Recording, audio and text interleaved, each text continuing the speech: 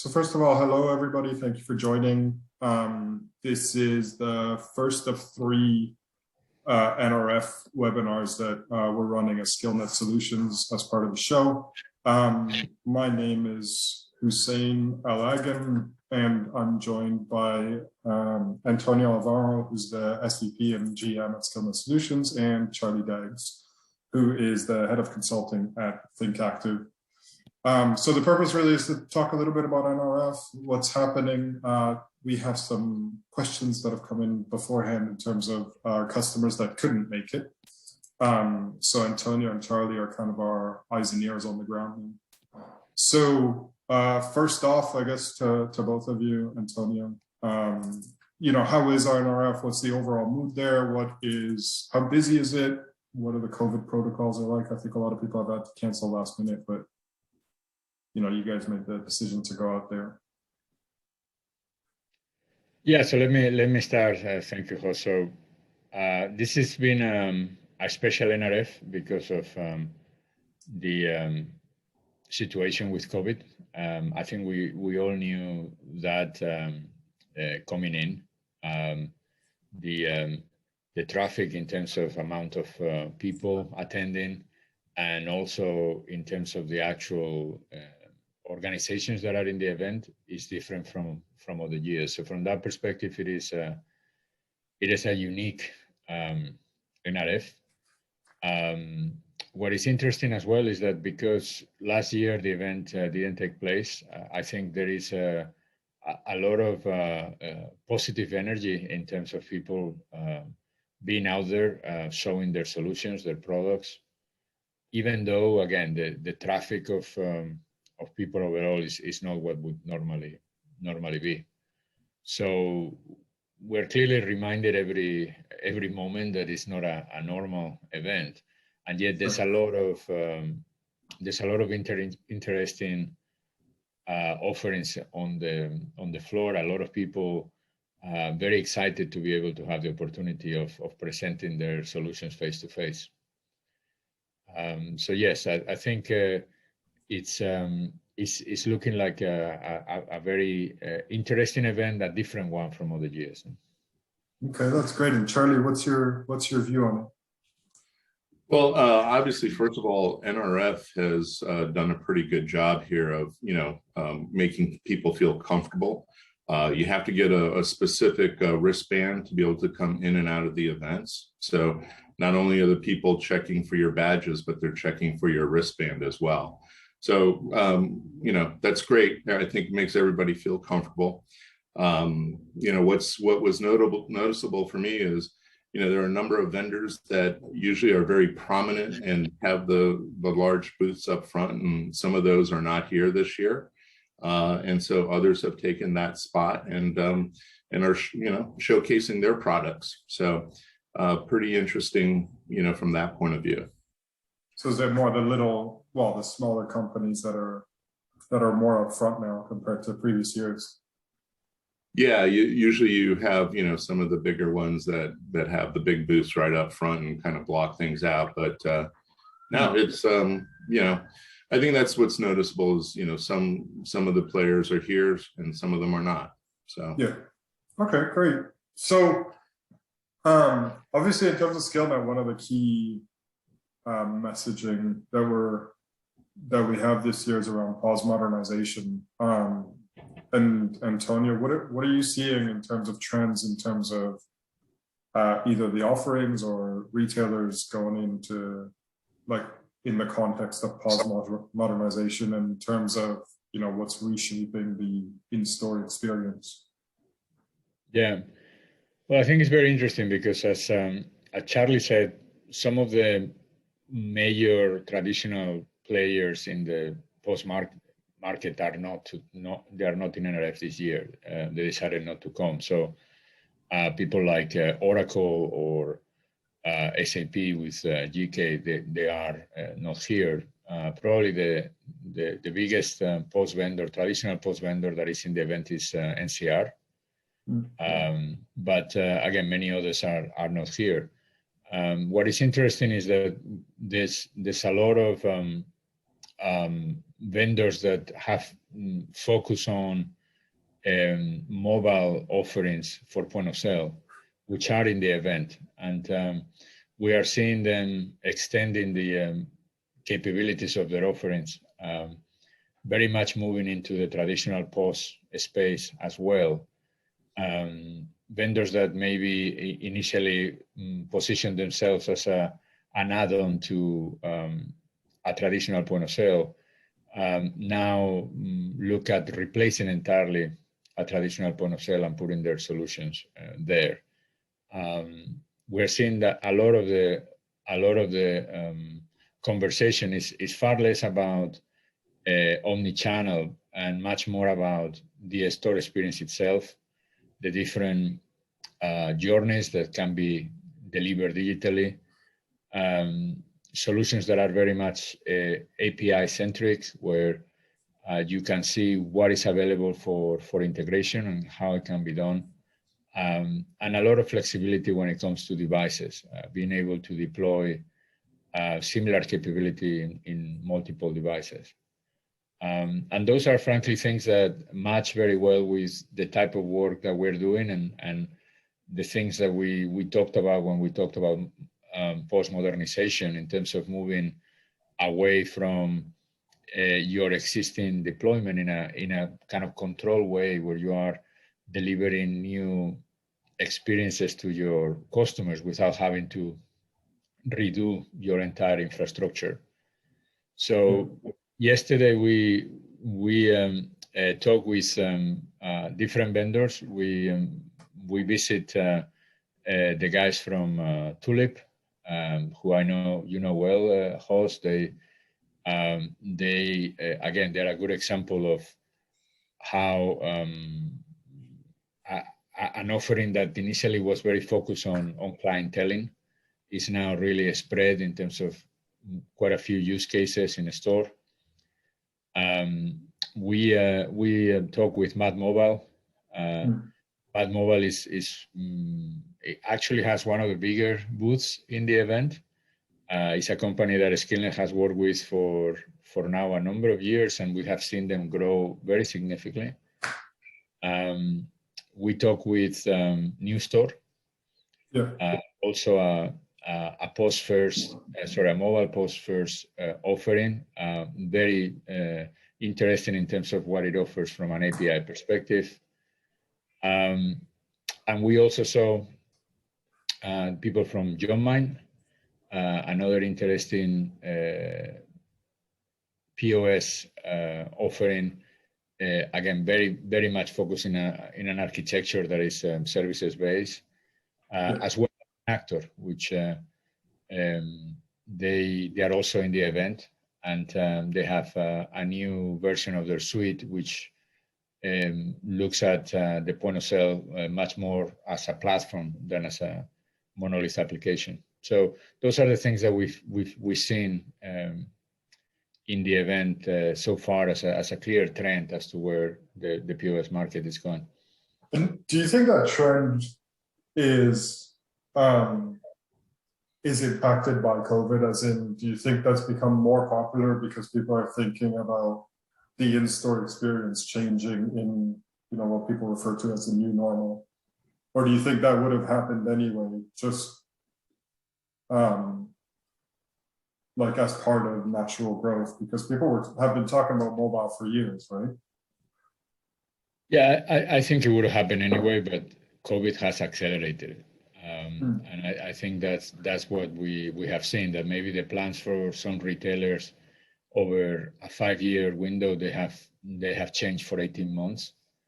And not just in terms of, again, the impact of COVID as through the restrictions, but then really just now moving forward in the new environment, where consumers are now just so much more used to being able to interact with their mobile devices, where they are used to being able to have different experiences in the store, depending on the type of product they're buying, depending on the brand that they're interacting with. So those things, I think they were going to happen anyway, but they've really been accelerated thanks to COVID.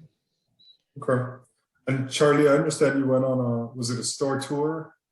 And it was focused on, was it self-serve or self-checkout? Or what was your experience there?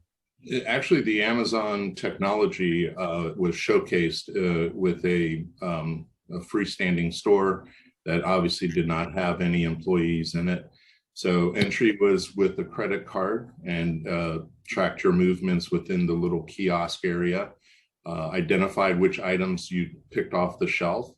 And as you exited the location, there was a freestanding kiosk to put in your email address.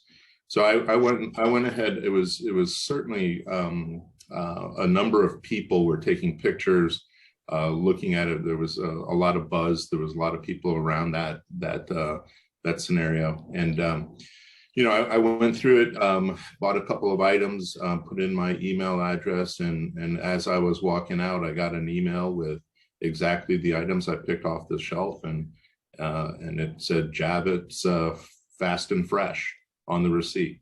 So okay, wow, pretty interesting concept. And do you think that's gonna be a trend beyond Amazon?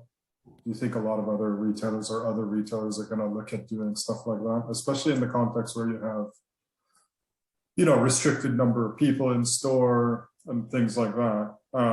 Do you think other retailers are going to be interested in doing similar things?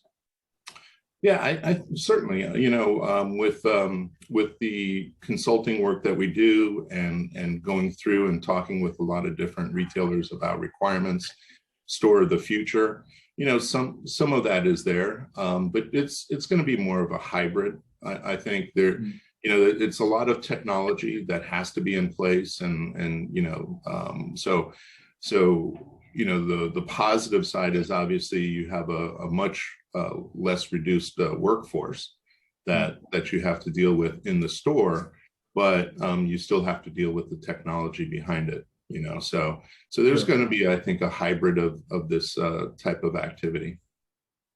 And that automatically charged your credit card as soon as you walked out? Well, I was going to put in your credit card, Huss, but it hit mine. It hit mine. Oh, that's yeah, no, that's pretty. It's pretty interesting. I mean, it's I guess that's the other question that we've had come through, right? Is more about payment and payment integration and how those things work. And even I mean, the last couple of years, I've seen a surge in things like Klarna and others in terms of buy now, pay later. Antonio, is that something you're seeing, or people focused on different payment middlewares or different ways to integrate from a payment perspective, or even accepting different payment methods? Yeah, that's every year in NRF, there's a lot of space dedicated to payment solutions. And I think, as you mentioned, the last NRF back in 2020, the vendors that were focusing on buy now, pay later were everywhere. And I think that was obviously independent. That was prior to COVID. And we saw many vendors showcasing their solutions in 2020 for BNPL. This year, there's less of them. I think we have seen in the market that some of these solutions have taken on, especially Klarna.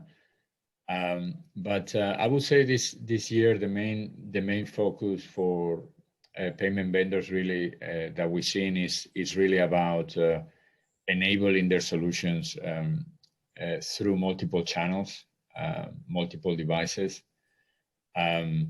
The payment vendors themselves are offering more flexibility as to how that can happen. I think they realize that retailers are not always going to be working with them exclusively across the different channels and points of sale. And they're showing more flexibility in their solutions to be able to incorporate multiple models, so that processes for return, refunds can be actually done across multiple channels and payment solutions. So in the event in NRF this year, we we've seen the likes from ACI. They have a significant presence here. Adyen, who we work with as well. They are at the event. The people from Pax Technology as well had a big presence, and each one trying to resolve this complex issue of how to enable omni-channel payments, where you are able to do refunds across channels, where you are able to take payment from multiple customer journeys in a completely seamless way. And the big trend, I think, across all of these vendors is the use of smart terminals.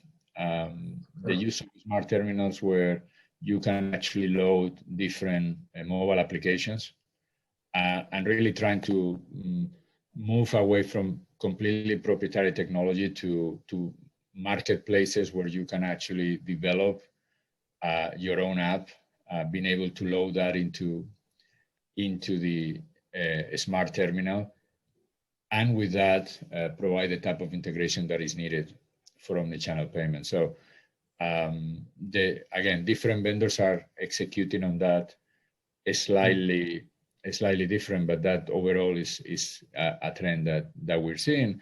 And it's interesting because we, as a SkillNet, we have been working on a similar scheme in terms of trying to help our customers enabling on omni-channel payments, and the payment vendors themselves now are providing more options on how that can be achieved through their own payment devices.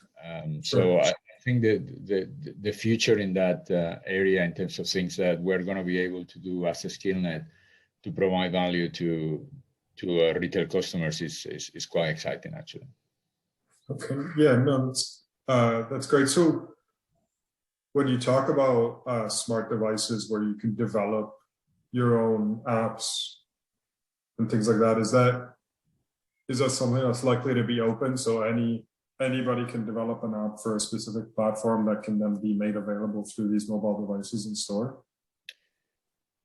Yes, I mean, that is the promise. I think is something that is, again, emerging. Our friends from Adyen, for example, they are showcasing a mobile app that they have built themselves that essentially acts as a POS, as a kind of dumbed down POS, loading into their terminals. But the idea, again, is that third-party providers, integrators could or can build their app.